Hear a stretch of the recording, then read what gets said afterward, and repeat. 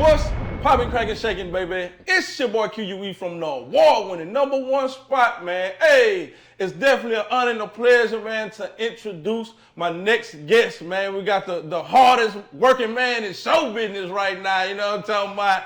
Hey, we got the one and only Homestead Slim in the building. Yeah, man. Yeah, man. Hey, man, I'm going to say thanks for having me, man. It's Absolutely. A blessing, man. It's a blessing having me. Absolutely. You got a wonderful facility here, man. Man, thank you. I'm Thank just blessed to be here, bro. Already. Anything else would have been uncivilized, man.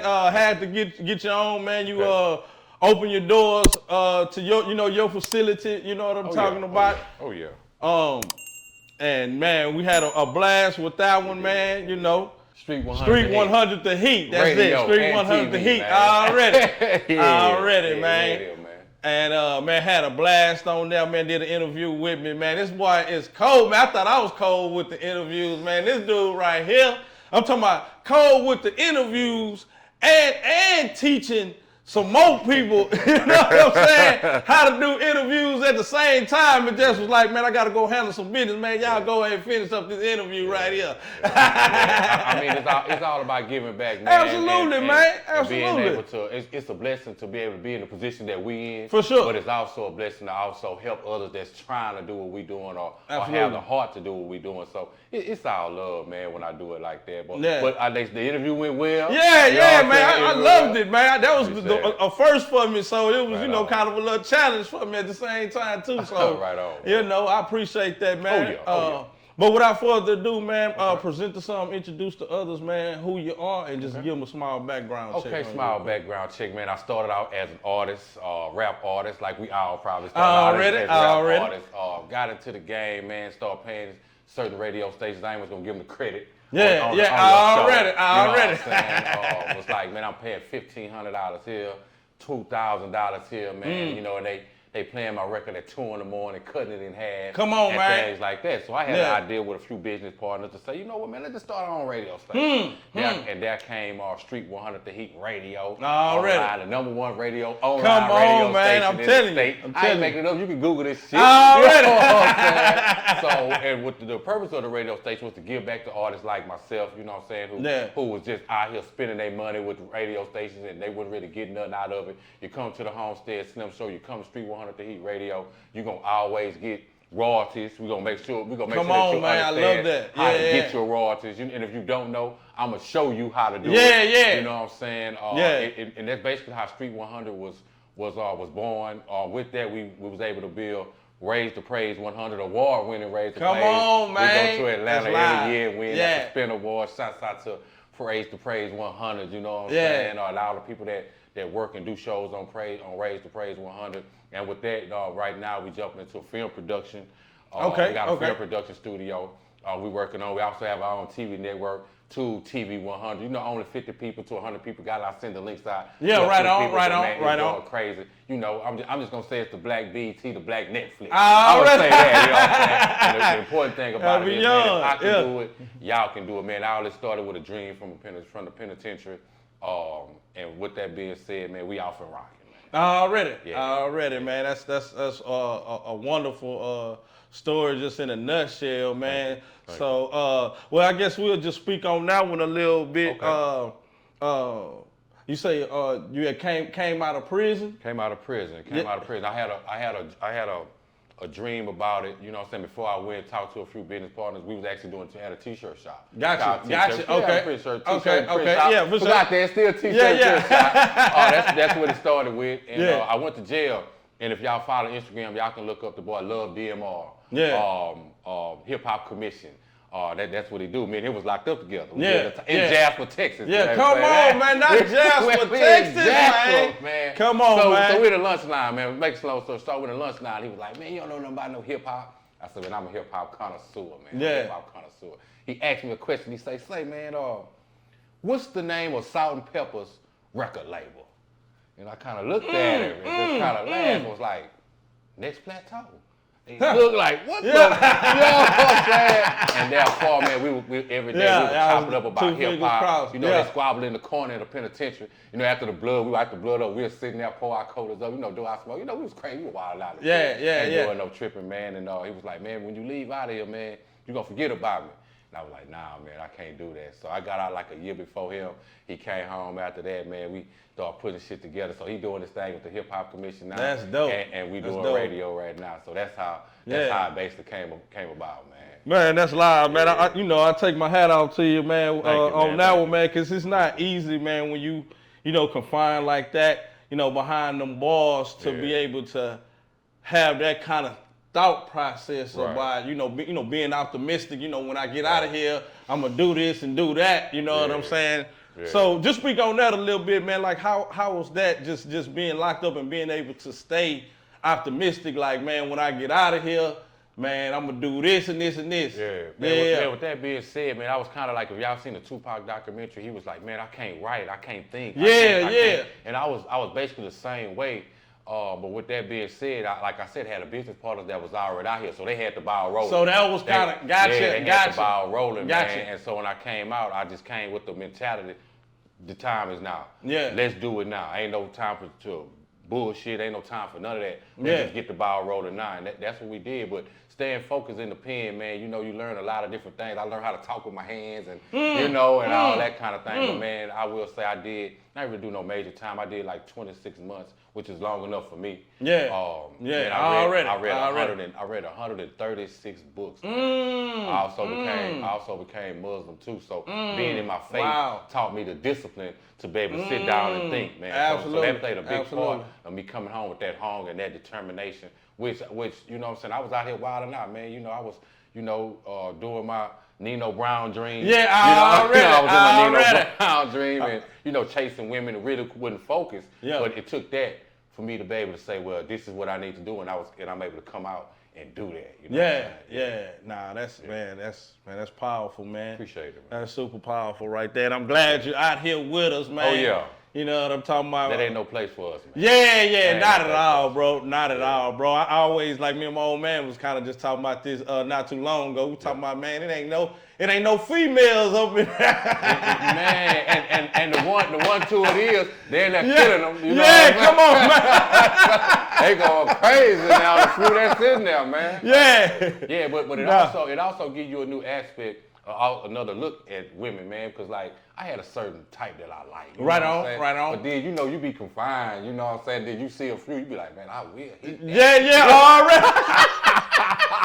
Boy, the standards and everything go out the window, man. Out the window a little bit. But at the same time, man, in a position that I've grown to be over the past what I've been out like 7 years now. 7 years. Man, standards has changed. I'm quite sure your standards have changed. Yeah, for sure, absolutely. You know what I'm saying? I'm kind of looking for that one that's got her head together, real based. That's it. That mindset. I still, dib and dab a little bit here, but I know what I want from a woman these days. And I learned that coming from the pen. Yeah. Yeah. Man, already, man. Hey, if y'all did not know, man, y'all just tuning in, man. We are in the building, man. Yeah, man. The one and only, man, Homestead Slim right now. Yeah. And just like I was saying, man, my experience of being on your platform and just like say how you not only just have an interview or have a meeting with somebody, like you actually teaching something in the process, man. And I love that. Like just in a short period of time that was there, man, I had learned so much from you. Right. You know what I'm saying? And I'm sure a lot of that transfers from, like you said, from being an artist in the game. So you do. A lot of people don't want to give you the game on a lot of stuff or what it is. So for you to be able to, give that game out, like that's what it is. Like how you was telling me about, having the metadata attached to your songs and stuff like that. You know what I'm saying? So just speak on that one a little bit, like how important it is. Like, speak on what metadata is first, and then tell them the importance of having metadata on your I'm gonna go to the metadata, but I'm gonna tell y'all my slogan. My slogan is, when you come through my door as an artist, whatever you may be, you're going to leave out of that door a whole lot more educated than what you came in. Come on. For those who don't know artists, metadata is very important for radio play. Radio play and Spotify is two different avenues. You got 7 ways to get paid for one song. You have 7 ways to get paid for one song. What your metadata do is, it's like a social security number as far as radio. When they spin your radio, first of all, the radio station has to have royalties. They have to have DRT tracking. Yeah. For one. Gotcha. A lot of online radio stations say they radio stations in the city. Yeah. You know what I'm saying? Don't have DRT tracking, which means they just playing your music. Nobody hear it, or if they do hear it, you don't get no royalties. Right. But me and a few other radio stations in the city, there's only a few online radio stations in the city that actually have DRT tracking. With that being said, DRT tracks every song that's being played 24 hours, 7 days a week on my radio station. With that being said, the only way they can track it is through metadata. Metadata is basically a social security number for each one of your songs. What you do is, look up metadata. Yeah. You can go to YouTube and look it up to figure out how to do it. But if you need consultation, call me, man. I give you the game. I'm an artist, so I understand what artists need. Absolutely, man. Especially how to get paid in this radio game. Yeah. So what the metadata does is basically track it for whatever company you're on, which is ASCAP or BMI, basically. And with that being said, when you're on Spotify, you're on Apple Music, also go to Sound Exchange. Exchange because with the way it's set up now is only North America, BMI and such that is going to carry your music. But once it leaves the country, let's say if someone is streaming your music in the UK or in China, the only people can get that money for you is Sound Exchange. So make sure you have your metadata for your radio play and make sure you have Sound Exchange for your Spotify and Apple Music. Yeah, just a little game from home. Man, I'm gonna put them nuggets out there, man. That's all love. I want everybody to get that money. That, I always feel like it's enough money, it's enough space for the city to grow. Absolutely. And why would I hold that knowledge? Absolutely. Man? You know what I'm saying? It just like Tupac say, man, I might not be the one, but I try to spark the flame. Already, man. You know what I'm saying? So, hey, man, get y'all paper, man. Straight up, man. Get your paper, man. Straight up. Yeah. Because there's so many people like that help me along the way too, Right. like even with my video production and stuff like that. So Right. it's like, why wouldn't I pass on what I learned? You know what I'm saying? Yeah, what I wouldn't learned along the way to help you get to that next level. You Why know what I'm wouldn't you, saying? man? Why wouldn't you? And does that also apply to like when DJs spinning your music and stuff like that too, or that might be something different? It all depends. Or can you even track that? I mean, well, it all depends on what the DJs, what platform they actually on. Some have platforms that you can, but most DJs, I'm gonna say this, and that's not to cut the DJ short. You should never pay a DJ. It's really against guidelines and basics. Yeah, that called, what's it, payola? It's called payola. Yeah. So if he's saying, give me this and give me that. Yeah. You know what I'm saying? And gotta be careful like that. The key thing is get yourself hot enough to where the DJ call you. Already. And if you follow some of the methods that Homestead Slim go through, they gonna be calling your phone, asking you for your rap. Trust me, man. Trust me. Man, straight up. And I heard you say earlier, you also have a gospel online station. Pay the bills. Yeah. Gospel pay the bills. Already. Go ahead. Go ahead. You can elaborate. Pay the bills. You know, in this rap thing, I don't know if you might go through this. You know, I have some people come with Slim. You know, you charge $125. You know, let me give you $75. Yeah. Let me give you $50. You know what I'm saying? Sometimes I'll be like, you know, man, okay. Sometimes I'll be like, hell no. Yeah, right on. With the gospel people, it'd be like the $125. And they'll bring you a cake or a pie. Come on, man. It's a whole lot easier. Straight up. Dealing with the churches and they have Christian rap too as well. It just flows a little just a little better. But with that being said, man, we be going to Atlanta every year to the Spin Awards, and man, we be beating FM radio stations out, man, and bringing home the awards to the A's, man. It feel good across radio sources all over the country, man. It feel good. And we also got the film production down there too, to where we film the red carpet, we film the whole event, man, we win awards. That's live, man. That's so live. If I can do it, man, y'all can do it too, man. Man, that's super live, man. You're the hardest working man, like I say, man, in America right now, man. I be on the Instagram, man. I'm talking about he be having pictures with everybody, man, from Sexual Entertainer, man, the Corrupting Dance I seen. And recently I seen a picture of your son and Shaq on that mug, man. I say, man, hold up, man. Yeah, I mean, it's about getting out. And if you want to increase your brand, you got to get out. Absolutely. And network, but you can't be having that attitude of,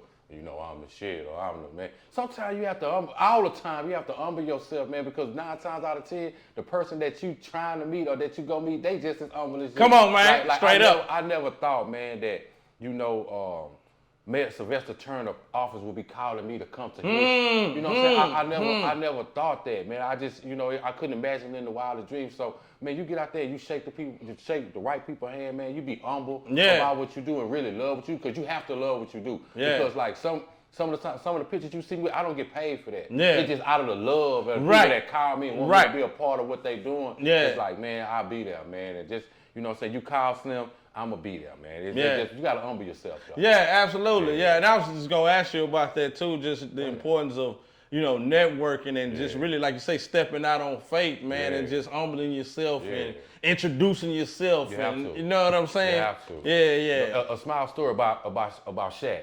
So we in the back eating at the TSU game. And I got my son with me. He play ball. You know okay. We sit court. We don't sit the course. We sit right there on the floor. You know, we media, so we sit right there with the camera or whatever. Right. So Shaq walk in the building. I'm like, man, you want a picture with Shaq? And my son looked at me like, really? And then, you know, so I'm like, yeah, man, come on. So we walk up to Shaq, and then Shaq look at me and be like, hey, what's up, Slim? Yeah. And my son's eyes got big. Come on, man. You know what you do? Come on, man. It's like, cause my son have a picture with him, man. And he was like, yeah, you have a picture. They took the picture. And Shaq stood up, man, over my son. And my son was looking up. His eyes was big. Come on, man. Big. Wow. And he shook his hand. He said, you play ball? He was like, yeah. He said, you got to believe. And from that day, my son was averaging like 8 points a game. From the day he met Shaq, he had 4 games after that. He averaged 14 a game. Man, come on, man. Come on. I didn't have a fault. Yeah. I didn't, man. Yeah. And I love the game of ball, man. I went to TSU too, played 1 year, you know what I'm saying? Messed up, dropped out of school, but I played 1 year at TSU. Yeah. I didn't have that father figure. So for me to be able to do that with my son through my work, man, this comes through my work, through schoolwork, any radio media, I'm able to put this through my son. Absolutely. So man, it's not always about you. It's about giving back, even if it's to your own people, man. So that's get out there and get that shit, man. Straight up, man. That's a beautiful thing now, man. Like you say, just, you know, being out there, having your son out there while you're working, and you know what I'm saying, for him to even see what you do, and you know, he may pick up on, you know, what you doing as well, man. And you know, I'm not, but I had a lot of doors, man, closed. I mean, I went to a lot of job interviews, man, and they turned me down for the color of my skin. Or I wasn't educated for whatever was reason. Yeah. And I don't want my kids to go through that. Yeah, so absolutely. I'm gonna create that job for them if I can. That's man. right. You know what I'm saying? That's you right. Drive this truck and you got a whole radio station, TV network. Come on, man. I believe you with, man. Take it to another level. If that's what you want to do. Right on. Right on. And that's the same thing with me. That's what where I instill in my kids grown, but I instill in my grandkids, man. You know what I'm saying? I show them, you know, video production and stuff like that, how to use the camera, editing and stuff like that. And I remember I just actually put them in a music video recently, and we was out on set, and they was telling me what shots I need to do. Papa, I want you to do a POV shot for this so it can show the. Man, I'm talking about they was killing me with it. I didn't even realize they was picking up on it like that, but like it was sticking with them on that one. And that's another thing, man. Y'all gotta be careful, man, because they be watching. Yeah, they sponges, man. They really watch, man. Yeah. So I watch how I move, and I be careful how I move, cause like when you go down and sit down, man, you know, I think they don't have the right mindset, cause a lot of them go back. I'm not knocking no hustle or anything like that, but man, when I came home, man, I realized, even when I was down there, I realized, man, I hurt my mom. I let my mom down. Yeah. You know what I'm saying? I let my boys down, man. You know what I'm saying? So you gotta put that in your mind when you know what I'm saying, when you doing what you doing. Not knocking no hustle or anything like that, but just know, man, it's a consequence. It's not all about you. Yeah. Not only did I hurt myself for those months I was gone, but man, I hurt my family. Absolutely. Yeah. You don't realize who's all involved. Right. You know, you think it's just you, but it's so many other people. They did that time with me. Yeah, exactly, man. I didn't realize that till I was down there. Now, for real, especially when you got to reach out to them, you got to call them, or they need to do this, they need to go to the bail bonds place, they need to do, you know what I'm saying? Right. It's like, so they involved with the whole process, just as, My mom, she on fixed income, you know what I'm saying? And she's sending me money. Yeah, come on. Come on, man. That's deep though, man. Yeah, that's crazy. That's deep though, man. But it's it's a blessing, man, to get older and wiser, man. Right. And and just realize what it is, the bigger picture of what it what it really is. I didn't realize back in the day, my people used to say, man, don't be picking them grades out your beard, man, because when you get them grades in your beard, a lot of people don't live that long to get them grades in that beard. So appreciate that. So I let them grow, man. I let them grow. Like, you know what I'm saying? Y'all still little girls. I'm proud of these boys. You know what I'm saying? I can't wait till the whole thing get going. Already. I learned that the hard way myself, though. Yeah. I done fought with that one too, but of course I embrace it now. But man, I had them trickling in on my mustache, and I had one sticking out right there. Man, why I plucked that mug out, and that mug, woof. Yeah. You know what I'm saying? That woof. Right there, I say, damn, I just pricked out one. And my hair grew right there. And I mean, it's still not that prominent yet, but they grew a lot more, strings grew in right there. I say, damn, then I looked at my hair the other day. I got a whole great patch right here, great little patch right here, got some little sprinkle in there. So it's like, it's just like one of them things, man. You just have to embrace it, man. You know what I'm saying? It is, man, to be able to live, to see whatever age you live to see. You know what I'm saying? Like, yeah, nah, for real, man. Hey, if y'all just not tuning in, man, we are in the building, man, with the one and only Homestead Slim, man, dropping them nuggets, giving us that knowledge, man. Speaking on them real life situations, you feel me? Man, I lived them, man. I lived them. And of course, Homestead Slim is born on North Side. Yeah, from North Side of Houston. North Side, born and raised right off Homestead. Already, man. Small hood called Shady Timbers, man. Okay, yeah. I had a couple of partners stayed over there in Shady Timbers. It's small, man, but I'm gonna tell you, man, it prepared you for life. When I went down there, I had a boxing game for them. Didn't nobody could slick talk me. I'm gonna rank on you. Shouts out to all my homies in Shady Timbers, man. They support me, man. That's awesome, man. They support me, man. They love Slim, so I put Homestead on my back, man. Already, man. Yeah. So how did you get that name? Is that self-proclaimed or somebody? No. Yeah. Let me get a rundown on that. Say, man, before I went in, my name was Reed. As a rapper, y'all go type up Reed, y'all to see some of my music. It's Homestead Slim now, but it was Reed. So I was in the penitentiary and I was turning Muslim. And at the same time, we had a prayer circle and we would put our shoes around the circle. And it was, during that time, ISIS was bad, you know. They was looking at us kind of bad or whatever. Yeah. So it was a couple of, white boys, they kick the circle, kick our shoes. And I was being actually mentored by a guy who was like 65. You know what I'm saying? They would shoot little slugs, say little slugs, kind of disrespect us a little bit. So one or two times I was like, and he was like, no, Slim, just calm down, but one day I got a little tired of it. Like, man, hold up, bro. You just doing a little too much disrespect. Yeah. So, I was real quiet. Like I said, I read almost 137 books while I was down. I stayed to myself, read the Bible, read the Quran, you know what I'm saying? Did what I did. And got into a little scuffle in the corner. Yeah. I was a quiet dude, so they didn't really know, Slim. The dude from Homestead. Yeah, the dude from Homestead. Yeah, come on. Yeah. So that's how Homestead still came about. I got it from the penitentiary. Gotcha. It just stuck with you. I beat his ass too. Yeah, all right. Just for the record. Just for the record. Yeah, beat his ass. Already. I got you. Yeah, that's what's up, man. That's Yeah. It'd be like that sometime, like how we acquire certain names over time. And the funny thing about that, not to cut you off, but the funny thing about that is a dude from South Park. Yeah. Say, man, you need to go home with that name, Homestead. Yeah. He was South Park. He just hit you with that? He hit me with it. I did, man. And man, people know me as Slim now, Homestead Slim, man. Yeah. So shouts out to my partner, forgot his name from South Park. Yeah. He told me to go home with that name. I did. All right. Already, it's catchy too, man. It's real catchy. Appreciate it, man.